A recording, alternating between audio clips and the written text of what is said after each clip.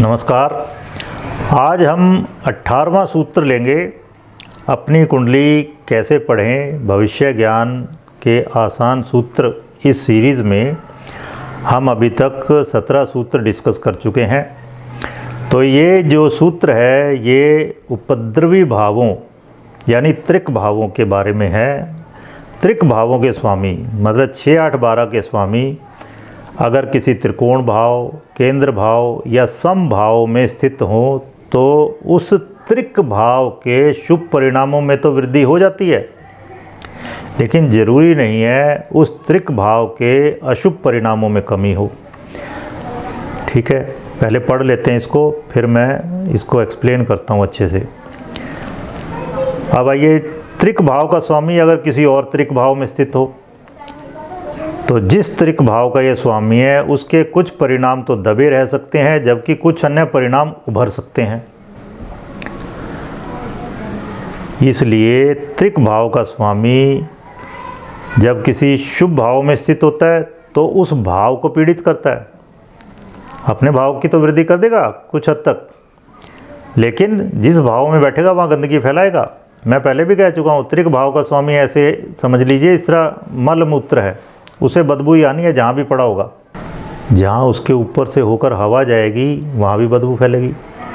तो त्रिक भाव के स्वामी खुद ऐसे हैं, जहाँ वो स्थित है, ठीक है ना, वहाँ से तो बदबू कम हो रही है। इस तरह से है।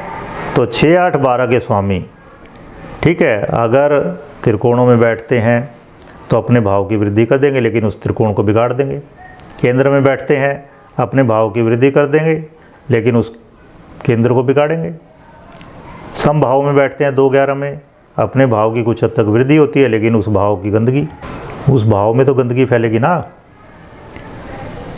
और ये 6, 8, 12 के स्वामी इन्हीं भावों में बैठे हों 6, 8, 12 में, तो अपने भाव से संबंधित कुछ परिणाम इनके दबे रह सकते हैं, लेकिन कुछ दूसरे परिणाम उभर सकते हैं। तो क्या है, त्रिक भाव का स्वामी हर तरह से परेशानी वाला है, परेशानी देने वाला है। या तो वो दूसरे त्रिक भाव में बैठा होगा तो उसका खुद का भाव पीड़ित होगा, और अगर वो शुभ भावों में बैठा होगा तो उस भाव को बिगाड़ेगा, अपने भाव की थोड़ी बहुत वृद्धि करवा लेता वो। तो इसमें केवल एक्सेप्शन एक ही है, केवल एक एक्सेप्शन है। कब वो परेशानी नहीं करता?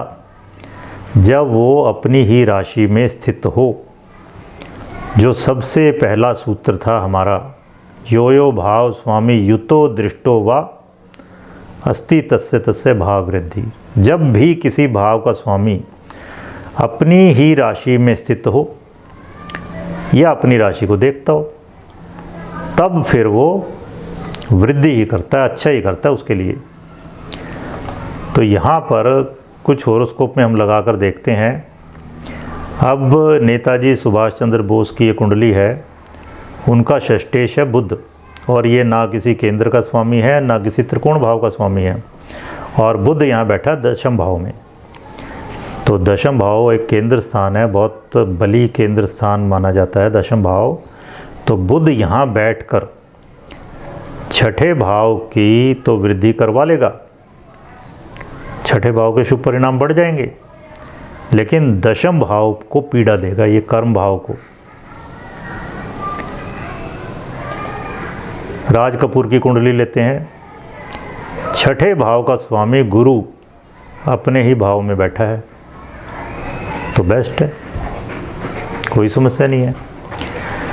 नवजोत सिंह सिद्धू की कुंडली लेते हैं। छठे भाव का स्वामी शुक्र अपनी ही राशि में बैठा है 11वें भाव में, नो प्रॉब्लम। फिर आइए, अष्टम भाव का स्वामी चंद्रमा, वो 12वें में चला गया। तो क्या होगा, अष्टम के कुछ परिणाम दबे रह सकते हैं, कुछ परिणाम उभर के आ सकते हैं। जिस तरह वो इनका एक एक्सीडेंटल केस था, वो इतने सालों बाद उभर के आ गया। और द्वादश का स्वामी द्वादश में है मंगल, तो कोई समस्या नहीं है। तो इस तरह से आपने एनालाइज करना है त्रिक भावों के स्वामियों को। तो इनके बारे में जो कहा गया विपरीत राजयोग, और कुछ लोग बहुत शुभ मान लेते हैं, वो तभी होता है कि ग्रह अपनी ही राशि में बैठा हो। जिस तरह राज कपूर की कुंडली में षष्ठेश अपनी राशि में बैठा है और द्वादशेश छठे में बैठ के अपने भाव को देख रहा है, इसलिए अपना भाव बली हो रहा है उसका बस। और यहाँ नवजोत सिंह सिद्धू की कुंडली में द्वादशेश द्वादश में ही है। तब आप कह सकते हो कि उस भाव के अशुभ परिणाम नहीं होंगे, क्योंकि वही है कि गंदगी डस्टबिन है, ठीक है ना, कूड़ा उसी में पड़ा रहे और बंद रहे, वही बढ़िया, उसका दूर तक प्रभाव ना ही जाए तभी अच्छा। और किसी भी कुंडली में पंचमेश मतलब त्रिकोण भाव कोई भी या केंद्र भाव के स्वामी अपने भाव में होने बहुत बढ़िया हैं, क्योंकि वो जिस भाव को देखेंगे, जिस ग्रह को देखेंगे, उसके लिए बढ़िया ही बढ़िया करेंगे। लेकिन यहाँ 6, 8, 12 के स्वामी वो जिस किसी भी भाव को देखेंगे उसको तो पीड़ा पहुँचाएंगे, बस वो उनका अपना भाव ना हो। तो आपके इस मामले में, क्योंकि ये बहुत ट्रिकी एरिया है 6, 8, 12 के स्वामियों का, कि कहाँ बैठते हैं, किस तरह के परिणाम देते हैं, जिसको देखते हैं। मैंने एक एग्जाम्पल दे दिया आपको, ये बिल्कुल कूड़ेदान की तरह है, ऐसी चीज़ें मल है समझ लो। जहाँ पड़ा होगा बदबू, जिधर की तरफ वहाँ से हवा जा रही होगी बदबू, इस तरह से है, तो उसका प्रभाव वहीं तक ही रहे, बढ़िया है, बहुत बढ़िया है, ये मतलब है।